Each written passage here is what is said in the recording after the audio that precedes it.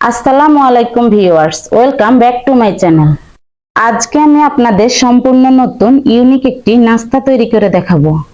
ময়দা আর মসুরের ডাল দিয়ে যে এমন একটি নাস্তা তৈরি করা হয়, সেটা না খেলেই বুঝতেই পারবেন না। ঘরে থাকা একদম অল্প উপকরণ দিয়ে এই নাস্তাটি তৈরি করে নেওয়া যায়। একদম মুচমুচে এই নাস্তাটি বিকেলের চায়ের সাথে একদম অসাধারণ লাগবে। এই নাস্তাটি বাচ্চাদের টিফিনে দিলেও খুবই পছন্দ করবে। বাড়িতে যে কোনো সময় হঠাৎ কোনো গেস্ট আসলে যখন তখন এই নাস্তাটি তৈরি করে সবার মন জয় করে নিতে পারবেন। চলুন তাহলে রেসিপিটি শুরু করে নেওয়া যাক। প্রথমে একটা ফ্রাই প্যানে দিয়ে দিচ্ছি 2 থেকে 3 কাপ পানি। পানি দেওয়া হয়ে গেলে দিয়ে দিচ্ছি 1.5 কাপ পরিমাণে মসুরের ডাল। এরপর দিচ্ছি টেস্ট অনুযায়ী লবণ, দিয়ে দিচ্ছি হাফ চামচ হলুদের গুঁড়া, সাথে দিচ্ছি 1 টেবিল চামচ রসুনের পেস্ট, দিয়ে দিচ্ছি 1 টেবিল চামচ আদার পেস্ট। এবার সবগুলো উপকরণ ভালোভাবে মিশিয়ে ঢাকনা দিয়ে হাই হিটে কিছুক্ষণ ভালো করে জাল করে নেব। যখন ডালের মধ্যে ভালোভাবে বলক চলে আসবে, তখন চুলার আঁচ কমিয়ে অল্প আঁচে ভালোভাবে সিদ্ধ করে নিতে হবে। আমি একটা বাটিতে নিয়ে নিচ্ছি 1.5 কাপ পরিমাণে ময়দা। চাইলে আপনারা এই নাস্তাটি তৈরি করতে আটাও নিতে পারবেন। দিয়ে দিচ্ছি স্বাদ মতো লবণ, সাথে দিচ্ছি 1 টেবিল চামচ সয়াবিন তেল। এবার সবগুলো উপকরণ ভালোভাবে মিশিয়ে নিতে হবে। হাত দিয়ে ঘষে ঘষে তেলের সঙ্গে ময়দাগুলো ভালোভাবে মিশিয়ে নেব, কারণ ময়ানটা যত ভালো হবে নাস্তাগুলো তত বেশি খাস্তা এবং পারফেক্ট হবে। যখন দেখবেন হাত দিয়ে মুঠো করলে এভাবে দলা পেকে যায়, তখন বুঝে নিতে হবে ময়ানটা পারফেক্ট হয়েছে। এবার এর মধ্যে অল্প অল্প করে পানি মিশিয়ে পারফেক্ট একটা ডো তৈরি করে নিতে হবে।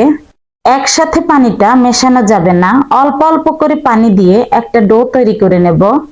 ডোটা বেশি শক্তও হবে না, আবার বেশি নরমও হবে না। রেগুলার রুটি বা পরোটা তৈরি করতে ডোটা যেভাবে তৈরি করা হয় ঠিক সেভাবে তৈরি করে নিতে হবে। এই নাস্তাটি তৈরি করতে বেশিক্ষণ সময়ের প্রয়োজন হয় না। ঘরে থাকা অল্প উপকরণ দিয়ে যে কোনো সময় তৈরি করে নিতে পারবেন। এই তো পারফেক্ট ভাবে আমি ডোটা তৈরি করে নিলাম। এবার হাত দিয়ে একটু তেল লাগিয়ে নিচ্ছি, এতে করে ড্রাই হয়ে যাবে না। এখন ঢাকনা দিয়ে 20 মিনিটের জন্য রেস্টে রেখে দিচ্ছি। অন্যদিকে দেখুন আমার ডালটা শুকিয়ে এসেছে। এভাবে করে চেপে চেপে ডালগুলোকে আরো সফট করে নিতে হবে। ডাল থেকে যতক্ষণ না পানিটা শুকিয়ে আসছে ততক্ষণ জাল করে নিতে হবে। আশা করছি আমার আজকের রেসিপিটি আপনাদের কাছে খুবই সহজ এবং ভালো লাগবে। এরকম নিত্য নতুন সহজ রেসিপি পেতে আমার চ্যানেলটিকে সাবস্ক্রাইব করে চ্যানেলের সাথেই থাকবেন আর বেল বাটনটি প্রেস করে রাখবেন। তো ডালগুলো আমার পানি শুকিয়ে ভালোভাবে সিদ্ধ হয়ে গেছে। চুলার ফ্রাই প্যানে 3 টেবিল চামচ তেল গরম করে নিলাম।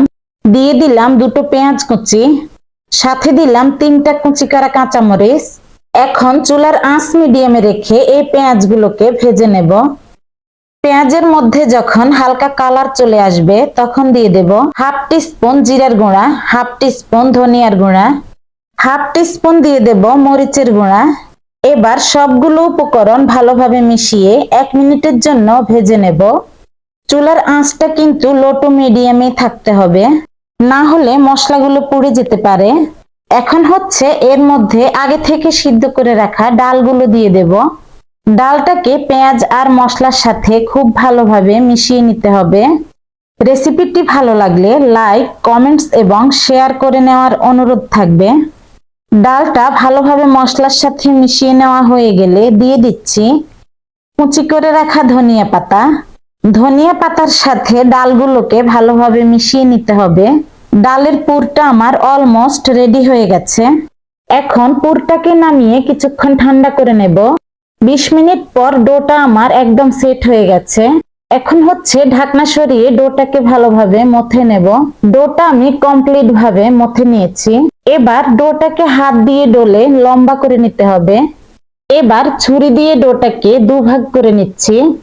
দুভাগ করে নেওয়া হয়ে গেলে একটা ডো আমি সাইডে রেখে দিচ্ছি। এবার আরেকটা ডো নিয়ে হাত দিয়ে এভাবে চ্যাপ্টা করে নিতে হবে। উপর থেকে শুকনো ময়দা ছিটিয়ে ডোটাকে পাতলা করে বেলে নিতে হবে। যেভাবে রেগুলার রুটি তৈরি করি সেভাবেই এই রুটিটা বেলে নিতে হবে। এই নাস্তাটি তৈরি করে নেওয়া একদমই সহজ। খেতেও মুচমুচে মজাদার হয়। এটা চায়ের সাথে ইভিনিং স্ন্যাক্স হিসেবেও নিতে পারেন। আবার বাচ্চাদের টিফিনের জন্য একদম পারফেক্ট একটা রেসিপি। রুটিটা আমি এরকম করে বেলে নিয়েছি। এবার এই রুটির উপরে আগ থেকে তৈরি করে রাখা ডালের পুরটা ছড়িয়ে দেব। এখানে আমি অর্ধেক পরিমাণে পুর দিয়ে দিচ্ছি। দেখে নিশ্চয়ই বুঝতে পারছেন কাজটা আমি কিভাবে করছি। এভাবে করে হাত দিয়ে ভালোভাবে সেট করে নিতে হবে। পুরটা ভালোভাবে সেট করা হয়ে গেলে রুটিটাকে টাইট করে রোলের মতো করে নিতে হবে। এভাবে একটা সাইড থেকে আমি রুটিটাকে রোলের মতো করে ফোল্ড করে নেব। আর একটা কথা, যারা ভিডিওটি ফেসবুক থেকে দেখছেন তারা পেজটি ফলো দিয়ে পেজের সাথেই থাকবেন। এভাবে করে রুটিটা আমি ফোল্ড করে নিচ্ছি। এবার সামনের অংশে এভাবে করে আমি পানি লাগিয়ে সিল করে নেব। এতে করে আর ভাজার সময় খুলে যাবে না। পুরো রুটিটা আমার ফোল্ড করে নেওয়া হয়ে গেছে। এখন হাতের সাহায্যে আমি রোলটাকে বেলে নেব। এতে করে পুরটা সব দিকে সমান হয়ে যাবে। একটু ভালোভাবে হাত দিয়ে ডলে নেব, এতে করে রোলের সব দিক একই সমান হবে। এবার এরকম করে ছোট ছোট করে লেচি কেটে নেব। একটু খেয়াল করলেই বুঝতে পারবেন লেচিগুলোকে কেমন আকারে কেটে নিচ্ছি। পুরোটা লেচি কেটে নেওয়া হয়ে গেলে সাইডের অংশগুলো বাদ দিয়ে দেব। সবগুলো লেচি আমি একই সাইজ করে কেটে নিয়েছি। আপনারা দেখেই বুঝতে পারছেন লেচির ভিতরের লেয়ারটা খুবই স্পষ্ট বোঝা যাচ্ছে। এখান থেকে একটি অংশ নিয়ে হাতের তালুর সাহায্যে সেট করে নিচ্ছি। এভাবে করে সেট করে নিচ্ছি। এই তো এভাবে করে নাস্তাটি তৈরি করে নিলাম। একইভাবে আমি আরেকটা নাস্তা তৈরি করে দেখাচ্ছি। এভাবে করে সবগুলো নাস্তা তৈরি করে নিতে হবে। এবার একটি বাটিতে আমি নিয়ে নিচ্ছি একটি ডিম। ডিমটা একটা কাঁটা চামচের সাহায্যে ভালোভাবে ফেটিয়ে নিতে হবে, যাতে করে এর মধ্যে কোনো লাম্পস না থাকে। ডিমটা ফেটানো হয়ে গেছে। এখন চুলায় প্রয়োজন মতো তেল গরম করে নেব।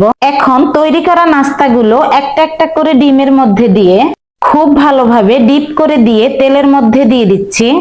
এ পর্যায়ে চুলার আঁচটা মিডিয়ামে থাকতে হবে।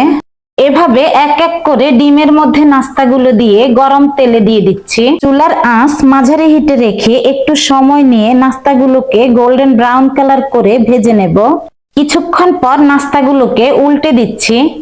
এভাবে করে কিছুক্ষণ পর পর নাস্তাগুলোকে উল্টে পাল্টে ভেজে নিতে হবে। এরকম ভাজতে ভাজতে যখন নাস্তাগুলো সোনালী কালার হয়ে যাবে তখন হচ্ছে নাস্তাগুলোকে নামিয়ে নিতে হবে। এই নাস্তাগুলো একবার তৈরি করলে বারবার তৈরি করার রিকোয়েস্ট আসবে। নাস্তাগুলো আমার পারফেক্ট ভাবে তৈরি হয়ে গেছে। এরকম গোল্ডেন কালার করে আমি নাস্তাগুলো নামিয়ে নিচ্ছি।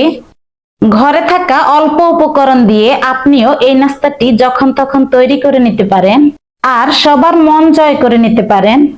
সবগুলো নাস্তা আমি তেল থেকে নামিয়ে নিয়েছি। এখন একটা নাস্তার প্লেটে আমি সার্ভ করে নিচ্ছি। এই নাস্তাগুলো খেতে খুবই ক্রিস্পি এবং মজাদার হয়। এতক্ষণ আমার ভিডিও দেখার জন্য ধন্যবাদ জানিয়ে আজকের মতো এখানেই বিদায় নিচ্ছি। আল্লাহ হাফেজ।